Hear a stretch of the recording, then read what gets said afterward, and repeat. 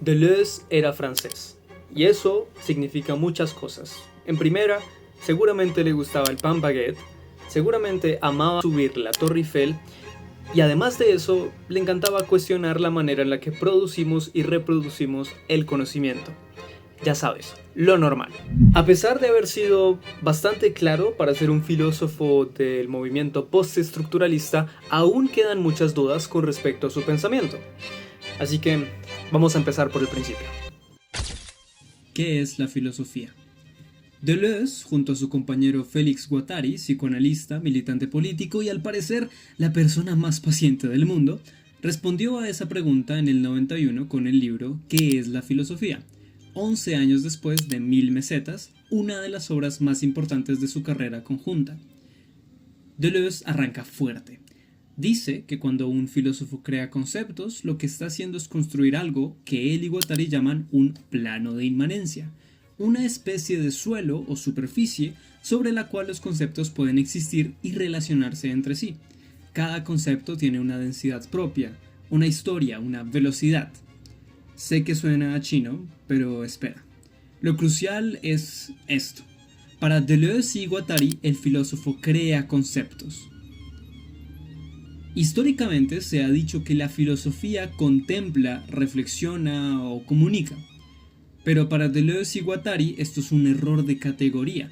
La contemplación, la reflexión y la comunicación no le pertenecen a la filosofía como su función esencial. Lo que le pertenece, lo que la define, es la creación.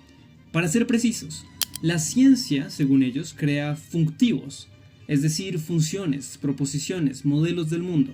El arte crea perceptos y afectos, sensaciones que existen más allá del individuo que las experimenta. Y la filosofía crea conceptos, tres modos distintos de enfrentarse a lo real, y ese enfrentamiento no es pacífico. Los pliegues. Para Deleuze y Guattari existe algo llamado el caos, no el caos del desorden cotidiano, sino algo mucho más radical. El caos es todo aquello que aún no ha sido trazado por el pensamiento, lo infinitamente desconocido, lo que no tiene forma, porque todavía no ha encontrado un concepto que la dé. El filósofo se lanza al caos, y de ese caos, con lo que podríamos imaginar como una cuchilla conceptual, corta una pequeña parte y la organiza en un plano de inmanencia. Eso es crear un concepto, eso es hacer filosofía. Pero cuidado, este corte tiene consecuencias. Pensemos en el Übermensch de Nietzsche, un concepto creado con una intención filosófica precisa que fue después malinterpretado, descontextualizado y apropiado por el nazismo en el siglo XX con resultados catastróficos.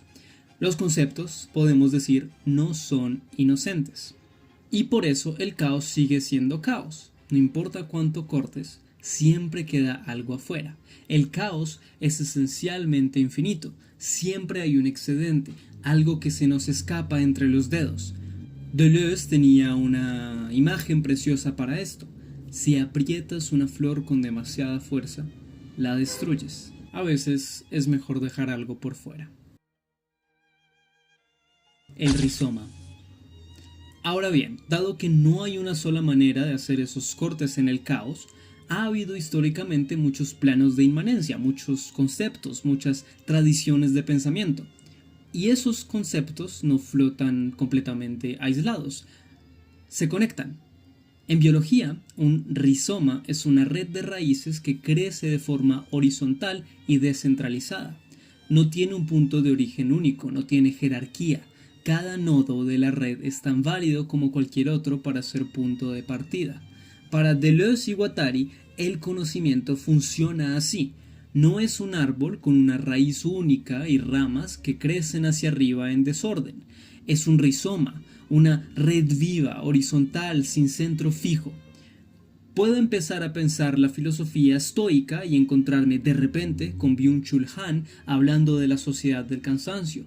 Puedo empezar con Foucault y su análisis de la figura del autor y terminar cuestionando por qué le damos tanta importancia a si un artículo está revisado entre pares. El pensamiento es una conversación asincrónica a través del tiempo. Y eso tiene una implicación importante. somos parte de esa red, somos nodos del rizoma. Lo que pensamos hoy se conecta con lo que pensaron quienes vinieron antes y con lo que pensarán quienes vendrán después. Eso implica responsabilidad. Saber hacer filosofía. El análisis deleuziano no es prescriptivo en el sentido de que Deleuze no nos da una lista de pasos para pensar bien, pero sí deja algo muy claro. El pensamiento puede movilizarse de muchas maneras y no todas equivalen a lo mismo. Hay que saber cuándo estamos haciendo filosofía y cuándo no, porque pensar no es tener una opinión. No es un momento de reconocimiento, no es repetir lo que ya sabías con otras palabras. Pensar es encontrarse con algo que no encaja, algo que desestabiliza el lenguaje, que hace que las categorías que uno tenía dejen de funcionar. Pensar es ese momento incómodo en que lo real te golpea y tus marcos de referencia no alcanzan para procesarlo. Deleuze y Guattari lo describen como un proceso de desterritorialización y reterritorialización. Salir de los territorios conocidos, perderse en el caos por un momento y volver, no al mismo lugar, sino a uno nuevo. Crear conceptos es, en definitiva, crear territorios nuevos. Y como filósofos, como creadores de conceptos, es importante recordar algo. No somos dueños de los conceptos, somos amigos de los conceptos. Esa es de hecho la etimología de la palabra filosofía. Filo, amor, amistad y sofía, de sabiduría. No poseemos a la sabiduría, sino la acompañamos.